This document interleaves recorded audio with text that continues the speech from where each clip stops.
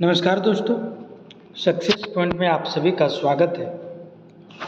आइए DC generators के questions को एमसीक्यू क्वेश्चंस को देख रहे थे। ये सभी क्वेश्चंस नीमी से बुक से है, नीमी क्वेश्चन बुक से है। ये प्रायः सभी कम्पिटिटिव एग्ज़ाम्स और ख़ासकर आईटीआई के सीबीटी एग्ज़ाम्स के लिए बहुत महत्वपूर्ण है।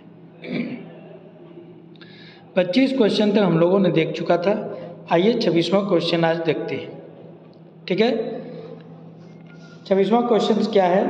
What is the name of generator if field is connected in parallel with the armature.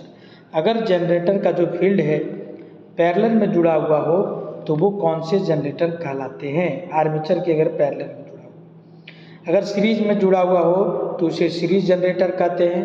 अगर सीरीज और पैरेलल दोनों में जुड़ा हुआ हो, ठीक है, तो उसे कंपाउंड जनरेटर कहते हैं। और एक अलग से बैटरी जोड़ करके बनाया गया हो तो उसे सेल्फ एक्साइटेड जनरेटर कहते हैं। और जो पैरेलल में जुड़ा हुआ रहता है उसको हम लोग शंट जनरेटर के नाम से जानते हैं। तो 26 का सही जवाब हो जाएगा ए नंबर। ठीक है, नेक्स्ट सवाल देखते हैं। What is the purpose of pole shoe in DC generator. DC generator में पोल शू का क्या उद्देश्य है? पोल शू किसको कहते हैं दोस्त? ये कोई भी जनरेटर या मोटर है, उसमें जो पोल के लिए इस प्रकार से जो बने हुए होते हैं, ठीक है, क्रोड जो बने हुए होते हैं, उसी को पोल शू कहते हैं। इन्हीं में फील्ड बाइंडिंग किया जाता है। इन्हीं में फील्ड बाइंडिंग होता है। एक तरफ एन होता है, एक तरफ एस होता है। तो ये फील्ड बाइंडिंग जिस पर किए जाते हैं उसी को पोल शू कहते हैं। और इस पोल शू का उपयोग इसलिए किया जाता है क्योंकि separate out flux uniformly in the air gap. Air gap को समान रूप से, एयर गैप में समान रूप से फ्लक्स को फैलाने के लिए ही हम लोग पोल शू का प्रयोग करते हैं। ठीक है, तो इसका सही जवाब हो जाएगा डी नंबर। नेक्स्ट क्वेश्चन देखते हैं। What is the function of the split ring in DC generator. DC generator में स्प्लिट रिंग का क्या कार्य? डीसी जनरेटर में दो पदार्थ होते हैं। एक तो इस प्रकार से आर्मेचर होता है और आर्मेचर में यहाँ जो रहता है वो क्या रहता है? कम्यूटेटर रहता है। और अगर एक छल्ला दो भागों में कटा हुआ हो तो उसको स्प्लिट रिंग के नाम से जानते हैं। तो स्प्लिट रिंग या कम्यूटेटर का जो हम लोग प्रयोग करते हैं वो किसके लिए करते हैं? ठीक है, डीसी करंट को कलेक्ट करने के लिए। कलेक्ट द करंट यूनिडायरेक्शनली, एक ही दिशा में करंट को प्राप्त करने के लिए हम लोग कम्यूटेटर या स्प्लिट रिंग का प्रयोग करते हैं। 28 का सही आंसर हो जाएगा बी नंबर। नेक्स्ट देखते हैं। नेक्स्ट है which material is use to make the brush in generator. Generator का जो ब्रश, कार्बन ब्रश का प्रयोग होते हैं। इस प्रकार से आर्मेचर होते हैं, आर्मेचर पे दो कार्बन ब्रश होते हैं। ठीक है, ये आर्मेचर है। ये जो कार्बन ब्रश बने होते हैं वो किसके किसके बने होते हैं? ठीक है, ये चीज़ पूछा जा रहा है। तो कार्बन ब्रश कार्बन के भी बने होते हैं। ठीक है, तो इसका सही जो जवाब हो जाएगा 29 का हो जाएगा B number, carbon and graphite. किसका बना होता है? कार्बन एंड ग्रेफाइट का बना हुआ होता है। नेक्स्ट सवाल देखते हैं 30 number. Why DC generators are losing their residual magnet. कोई भी जो डीसी जनरेटर्स है वो अपने रेडिशुअल मैग्नेटिज्म को खो देता है, इसका क्या कारण है? रेडिशुअल मैग्नेट क्या होता है दोस्त? देखिए, जब फील्ड में हम लोग जो उत्तेजित करते हैं, ये कोई फील्ड है, ठीक है, ये कोई फील्ड है, तो फील्ड में हम लोग जब तक करंट देते हैं तब तक ये मैग्नेट बनता है। लेकिन जैसे ही करंट को हटा लेते हैं तो वो मैग्नेटिज्म का गुण खत्म हो जाता है। लेकिन सारी चीज़ खत्म नहीं होता, कुछ न कुछ मैग्नेटिक गुण बचा हुआ रह जाता है। उसी को हम लोग रेडिशुअल मैग्नेटिज्म के नाम से जानते हैं। यहाँ तक क्लियर हुआ दोस्त? तो डीसी जनरेटर में चुंबकत्व तो खत्म हो जाएगा जब आप उसे बैक डायरेक्शन में घुमा देंगे। तो 30 का सही जवाब हो जाएगा डी नंबर। ठीक है, डी नंबर क्या है? डी नंबर, डी नंबर है change of direction of rotations very often. Rotation की दिशा अक्सर बदलती है। ठीक है, तो इसकी रिड्यूसिबल मैग्नेटिज्म खत्म हो जाएगी। इसका सही जवाब हो जाएगा डी नंबर। नेक्स्ट देखते हैं, next 31। How does the magnetic circuit complete through the yoke and pole in DC generators. एक जनरेटर में योक और ध्रुव के माध्यम से चुंबकीय सर्किट कैसे पूरा करता है? चुंबकीय सर्किट मतलब जैसे ये कोई बॉडी है, यहाँ एन है और ये एस है। ये चुंबकीय सर्किट इधर से चुंबकीय परिपथ आता है और फिर इधर से वापस आ जाता है, इधर से आता है, इधर से फिर वापस इसमें चला जाता है। तो जो वो चुंबकीय सर्किट पूरा करता है वह किससे होकर के गुजरेगा? वो आर्मेचर से होकर के गुजरेगा। तो इसका सही जवाब हो जाएगा बी नंबर, आर्मेचर कोर के द्वारा होते हुए ये उस फील्ड को, सर्किट को पूरा करता है। नेक्स्ट सवाल है, why the natural voltage decrease if load increase in DC generator. DC generators में लोड को बढ़ाने पर टर्मिनल वोल्टेज क्यों घट जाता है? इसके बारे में आपको बताना है। इसके बारे में क्या क्या ऑप्शन है देखते हैं। इसके बारे में ऑप्शन है armature, because the armature reaction effect, due to increase the armature resistance, because of brush voltage drop, due to increase the shunt field inductance. किसके कारण से जो है वोल्टेज ड्रॉप कम हो जाएगा दोस्तों? तो ये आर्मेचर रिएक्शन के इफेक्ट के कारण कम हो जाता है। तो इसका सही जवाब हो जाएगा ए नंबर। ठीक है, आर्मेचर रिएक्शन इफेक्ट, लोड बढ़ने पर वोल्टेज कम हो जाता है, इसका मेन कारण है आर्मेचर रिएक्शन इफेक्ट। नेक्स्ट सवाल देखते हैं।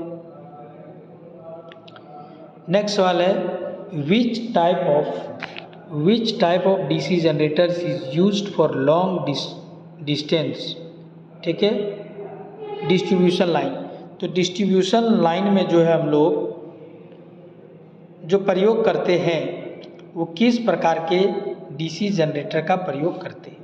तो डिस्ट्रीब्यूशन लाइन में शंट जनरेटर का प्रयोग होता है। क्या शंट जनरेटर में प्रयोग जो होता है बैटरी चार्जर के लिए, सीरीज के लिए जो है हम लोग ट्रांसमिशन लाइन में करते हैं, हम लोग डिफरेंशियल हम लोग जो है वेल्डिंग के लिए करते हैं। तो एक बचा D number, cumulative compound generator.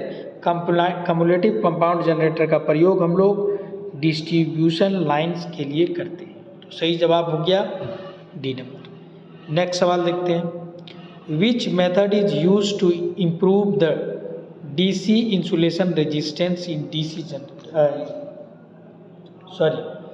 कह रहा है कि जो जनरेटर में इंसुलेशन प्रतिरोध को बेहतर बनाने के लिए किस विधि का प्रयोग किया जाता है?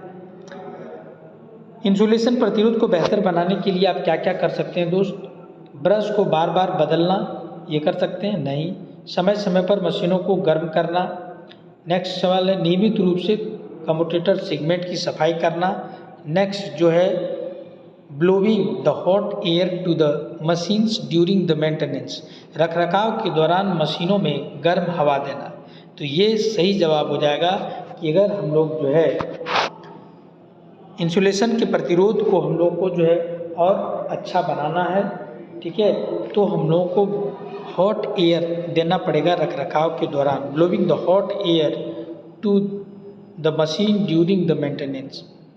नेक्स्ट सवाल हो जाएगा, which type of DC generator work in absence of residual magnetism. अवशिष्ट चुंबक के अभाव में किस प्रकार के डीसी जनरेटर काम करते हैं? ठीक है, रेडिशुअल मैग्नेटिज्म नहीं रहेगा तो भी कार्य करेगा, वो किस प्रकार के जनरेटर होंगे? तो आप जानते हैं शंट जनरेटर में रेसिडुअल मैग्नेट चाहिए, सीरीज में भी चाहिए, और कंपाउंड जनरेटर में भी रेडिशुअल मैग्नेटिज्म की आवश्यकता है। नेक्स्ट सवाल देखते हैं, डी नंबर क्या है? डी नंबर है सेपरेटली एक्साइटेड जनरेटर। इसके लिए हमें कोई भी रेडियुअल मैग्नेटिज्म की ज़रूरत नहीं होती है, क्योंकि इसकी फील्ड एक्साइटेशन के लिए अलग से हम लोग एक बैटरी का प्रयोग करते हैं और एक बैटरी जोड़ते हैं। तो इसका सही जवाब हो जाएगा सेपरेटली एक्साइटेड जनरेटर। तो दोस्तों, आप सभी को अच्छा लग रहा है कि नहीं लग रहा है? वीडियो देखने के बाद आप ज़रूर कमेंट करेंगे, इससे हमें मोटिवेशन मिलता है और हम और अधिक ऊर्जा के साथ वीडियो बना पाते हैं। नेक्स्ट क्वेश्चन देखते हैं, विच type of DC generator is used for the arc welding. अभी भी आप लोगों ने देखा कि वेल्डिंग के लिए किस प्रकार के जनरेटर का प्रयोग करते हैं। आर्क वेल्डिंग में किस प्रकार के डीसी जनरेटर का प्रयोग किया जाता है? तो इसका सही जवाब हो जाएगा C number, differentially compound generator. एक बार फिर से सुनिए आप, डीसी शंट जनरेटर को जो है बैटरी चार्जर के रूप में करते हैं, सीरीज को जो है ट्रांसमिशन लाइन में पावर फैक्टर को सुधारने के लिए करते हैं, और कम्युलेटिव कंपाउंड को डिस्ट्रीब्यूशन लाइन में प्रयोग किया जाता है। तो एक बचता है डिफरेंशियल कंपाउंड जनरेटर, जिसको आर्क वेल्डिंग के रूप में प्रयोग करते हैं। नेक्स्ट सवाल है, what is the property of the wave winding in DC generator. Wave binding DC generator में हम लोग क्यों करते हैं, इसकी क्या विशेषता है? ठीक है, तो आप जानते हैं वेव बाइंडिंग हम लोग अधिक वोल्टेज के लिए करते हैं। ठीक है, वेव बाइंडिंग में अधिक वोल्टेज के लिए करते हैं तो करंट लो मिलेगा। तो इसका सही जवाब हो जाएगा C number, low current and high voltage. Low current and high voltage, जहाँ भी वेव आ गया वहाँ वोल्टेज हाई चाहिए। हाई वोल्टेज के लिए वेव करते हैं तो लो करंट मिलेगा हमको। नेक्स्ट सवाल है, what is the purpose of the resistance wire used in the commutator connection in DC generator. DC generator में कम्यूटेटर संयोजन में प्रयुक्त प्रतिरोध का जो उद्देश्य है, क्या उद्देश्य है, इसके बारे में आपको बताना है। ठीक है, कितने चलिए दोस्तों, जो जनरेटर में प्रयुक्त जो है प्रतिरोध क्या है जनरेटर में कम्यूटेटर में संयोजन में जो प्रयुक्त यहाँ जो इस प्रकार से संयोजन में भरा जाता है, जिसको अप्रक भरते हैं, माइका को भरा जाता है, उसको किस लिए भरा जाता है? 38 क्या हो जाएगा? नियत वोल्टेज बनाए रखने के लिए नहीं, शून्य स्थितिक रूप से प्रेरित ईएमएफ के लिए नहीं, स्थितिक रूप से प्रेरित ईएमएफ के लिए नहीं। देखते हैं डी नंबर क्या है। डी नंबर इसका हो गया smooth the reversal current direction, धारा की दिशा आसानी से पलटने के लिए बिल्कुल सही जवाब है। इसका सही आंसर हो जाएगा D number. Next, why solid pole shoe are used in DC generator. Solid pole shoe को यूज करते हैं डीसी जनरेटर में, इसका मुख्य कारण क्या है? डीसी जनरेटर में ठोस पोल शू का उपयोग क्यों किया जाता है? ठीक है, तांबे के नुकसान को कम करने के लिए, अवशिष्ट चुंबक को बढ़ाने के लिए, अवशिष्ट चुंबकत्व को कम करने के लिए, चुंबकीय पथ के रिलेक्टेंस को कम करने के लिए। इसका सही जवाब हो जाएगा D number, to reduce the reluctance of magnetic path. Magnetic path के रिलेक्टेंस को कम करने के लिए। रिलेक्टेंस क्या होता है दोस्त? जिस प्रकार से इलेक्ट्रिकल परिपथ में रेजिस्टेंस होता है जो धारा के प्रवाह को विरोध करता है, उसी प्रकार रिलेक्टेंस होता है जो चुंबकीय परिपथ में चुंबकीय फ्लक्स की प्रवाह का ये विरोध करने का कार्य करता है। नेक्स्ट सवाल देखते हैं, which material is used to make the large capacity DC generator York.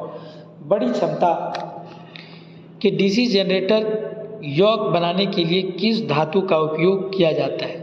जो यॉक जो हम लोग बनाते हैं, जो बॉडी बना होता है दोस्त किसी भी डीसी जनरेटर या मोटर का, जो यॉक बना होता है वो किसका बना होता है? कास्ट आयरन का बना होता है, सॉफ्ट आयरन का बना होता है, एल्युमिनियम का होता है, या रोल्ड स्टील का बना हुआ होता है? किसका बना हुआ होता है? ये रोल्ड स्टील का बना होता है। इसका सही जवाब हो जाएगा डी नंबर। ठीक है, नेक्स्ट सवाल देखते हैं दोस्तों। नेक्स्ट सवाल देखते हैं, what is the function of the split ring in A DC generator. DC generator में स्प्लिट रिंग का क्या कार्य है? तो अभी आपने थोड़ी देर पहले देखा स्प्लिट रिंग के में एक सवाल आया हुआ था। तो देखिए, लगातार आउटपुट आपूर्ति बनाने के लिए to make to output in the unidirection, same दूसरा सवाल रिपीट कर गया। एक ही दिशा में आउटपुट को प्राप्त करने के लिए, यानी कि डीसी को प्राप्त करने के लिए हम लोग जो है स्प्लिट रिंग यानी तो कम्यूटेटर का प्रयोग करते हैं। नेक्स्ट सवाल है, विच type of voltage is included dynamically in A DC generator. DC generator में किस प्रकार के वोल्टेज गतिशील रूप में प्रेरित होता है। जो आर्मेचर में होता है वो किस रूप में जो है डीसी वोल्टेज रूप में होते हैं। तो इस क्या हो जाएगा इसका दोस्त, पल्सेटिंग वोल्टेज नहीं, डोलिंग वोल्टेज नहीं, अल्टरनेटिंग वोल्टेज। तो ये आर्मेचर में जो बनता है दोस्त वो अल्टरनेटिंग ही बनता है। बाद में उसे जो है कम्यूटेटर की सहायता से या स्प्लिट रिंग की सहायता से उसे यूनिडायरेक्शनल बना दिया जाता है। ऐसे जो उत्पन्न होता है वो अल्टरनेटिंग वोल्टेज ही उत्पन्न होता है। नेक्स्ट सवाल देखते हैं, what is the purpose of the slot marked as X. X के रूप में जो चिन्हित किया गया है उसका क्या नाम है। तो उसका क्या नाम है, to fix the keyway, to make the air circulation, to lubrication the purpose नहीं, to for the easy removal the shaft नहीं। ये की है फिक्स करने के लिए, टू फिक्स द कीवे को फिक्स करने के लिए प्रयोग किया जाता है। नेक्स्ट सवाल देखते हैं,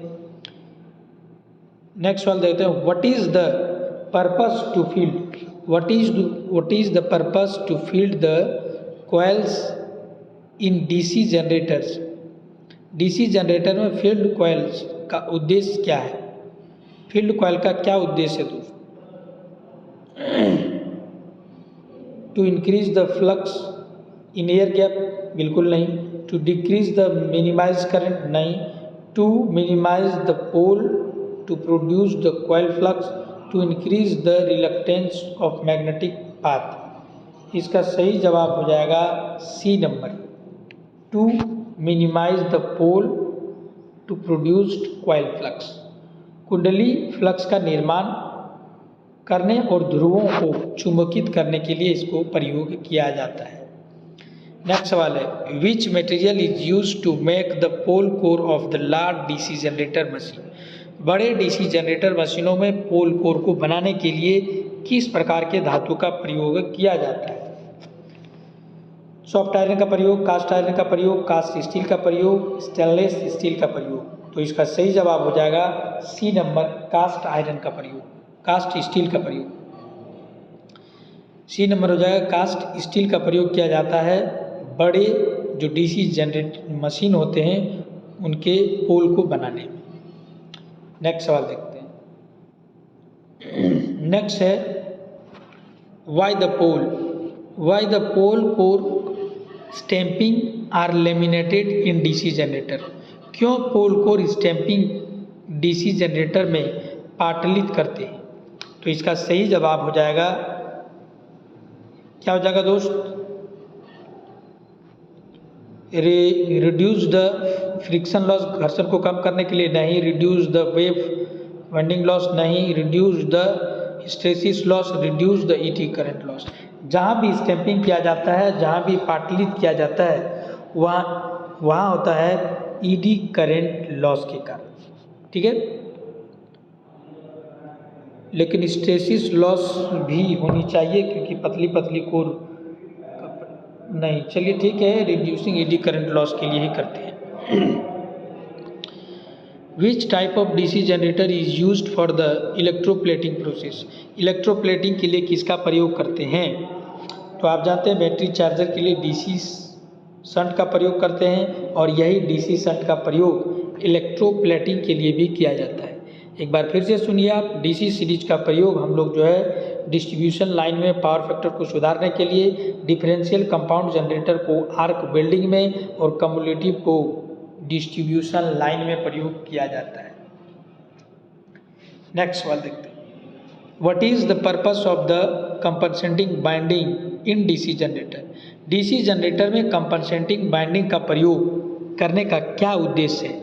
मिनिमाइज द रफ कम्यूटेशंस को कम करने के लिए, minimize the constant output voltage को नियत बनाने के लिए, न्यूट्रलाइज द डीमैग्नेटाइजिंग इफेक्ट विचुम्बकन करने के लिए, decrease the excitation current of the field coils. इसका सही जवाब हो जाएगा C number, neutralize the demagnetic effect. Demagnetic effect को जो न्यूट्रल करने के लिए ही हम लोग कंपनसेटिंग बाइंडिंग का प्रयोग करते हैं और इंटरपोल का भी प्रयोग इसी के लिए किया जाता है। Next, what is the effect of the shunt field resistance is above critical resistance value in DC generator? यदि शंट फील्ड प्रतिरोध का क्रांतिक प्रतिरोध का मान ऊपर हो जाता है तो डीसी जनरेटर क्या करेगा? डीसी जनरेटर वोल्टेज नहीं बना पाएगा। तो इसका सही जवाब हो जाएगा आउटपुट वोल्टेज इज नॉर्मल, नहीं DC fails to build voltage. Generator fails to build voltage, ये वोल्टेज को क्या करेगा? नहीं बना पाएगा। इसका सही जवाब हो जाएगा सी नंबर। नेक्स्ट सवाल है, what is the effect of the armature reaction in DC generators? Armature reaction के कारण डीसी जनरेटर पर क्या इफेक्ट पड़ता है, इसके बारे में आपको बताना है। तो इसके बारे में क्या इफेक्ट पड़ता है? आर्मेचर रिएक्शन होने से आउटपुट वोल्टेज बढ़ता है? बिल्कुल नहीं, आउटपुट वोल्टेज कम हो जाता है। ठीक है, आउटपुट वोल्टेज संपादित हो जाता है, आउटपुट वोल्टेज शून्य हो जाता है। तो आउटपुट वोल्टेज क्या करता है? कम कर दिया जाता है। आर्मेचर रिएक्शन के कारण आउटपुट वोल्टेज कम हो जाएगा, डिक्रीज हो जाएगा। इसका सही आंसर हो जाएगा बी नंबर। नेक्स्ट सवाल, ठीक है, calculate the EMF generate in a 4-pole DC generator with the simplex wave winding armature has the 1020 conductors and the driven speed 1500 RPM। Flux जो है इतना वेबर पर पोल है। तो आप जानते हैं दोस्तों EMF, ठीक है, EMF निकालने के लिए जो वोल्टेज होता है, जो फॉर्मूला होता है फाई ZNP बटे 60A। तो आप इस फॉर्मूले में अगर बैठाएंगे, ठीक है, सबको कटाएंगे आप, जैसे 0.07 गुने हो जाएगा 1020 गुने हो जाएगा 1500 बटे 60 गुने 2। ये जब कटाएंगे आप सारे चीज़ को कटाएंगे तो लगभग आपको आ जाएगा 357 वोल्ट, 357 पॉइंट कुछ आएगा। इसका सही जवाब हो जाएगा 357। Next, how the effect of the armature reaction can be neutralize in the large DC generator? बड़े डीसी जनरेटर में आर्मेचर प्रतिक्रिया के प्रभाव को कैसे बेअसर किया जाता है, कैसे कम किया जाता है?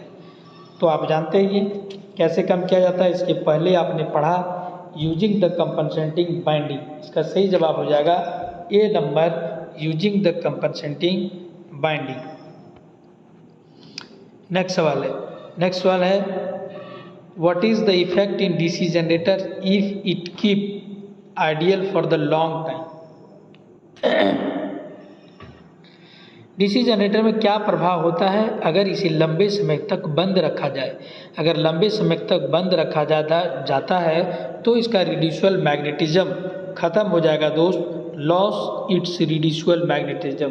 तो सही जवाब हो जाएगा D number, losses it's reducible magnetism. Next देखते हैं। नेक्स्ट 54 नंबर क्या है? 54 नंबर वही सवाल है, 5ZNP/60 करके आप बैठाएंगे तो वो फॉर्मूला बैठाएंगे तो आप निकल जाएगा। ठीक है, नेक्स्ट सवाल देखते हैं। नेक्स्ट सवाल है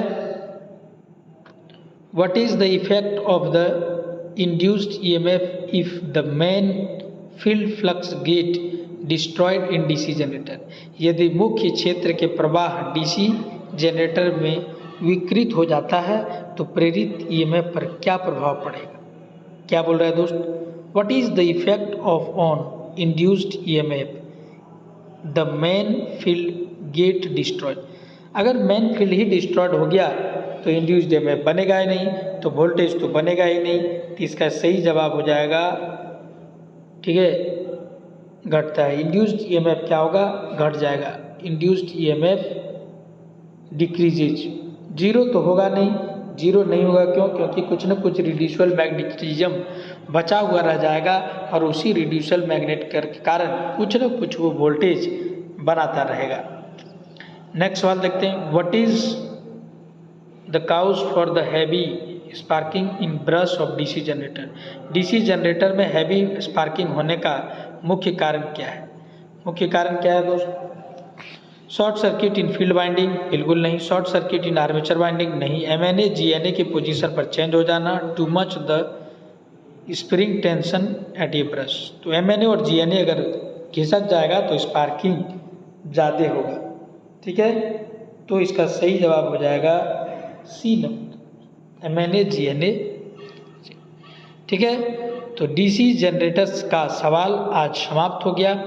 आगे हम लोग डीसी मोटर्स के बारे में हम लोग जो है पढ़ेंगे, ठीक है। जितने भी आंसर जवाब दिए गए हैं इनका सभी का आंसर यहाँ दिया हुआ है, आप एक एक करके इसको मिला सकते हैं। नेक्स्ट जो है हम लोग डीसी मोटर के बारे में पढ़ेंगे, डीसी मोटर से जानेंगे। आगे की वीडियो को आप लगातार हमारे साथ जुड़े रहें, देखते रहें, इससे आपकी ज़रूर इम्प्रूवमेंट होगी और एक दिन सफलता ज़रूर मिलेगी। इसे आप अपने दोस्तों के साथ, अपने फ्रेंड के साथ या अपने जो जूनियर्स भाई लोग हैं उनके साथ शेयर करें, ताकि ज़्यादा व्यू आने पर हमें मोटिवेशन मिलेगा और हम और अधिक अच्छे कंटेंट आपके लिए ला पाएंगे। हमारे साथ जुड़े रहने के लिए आप सबों को बहुत बहुत धन्यवाद। मिलते हैं नेक्स्ट वीडियो में।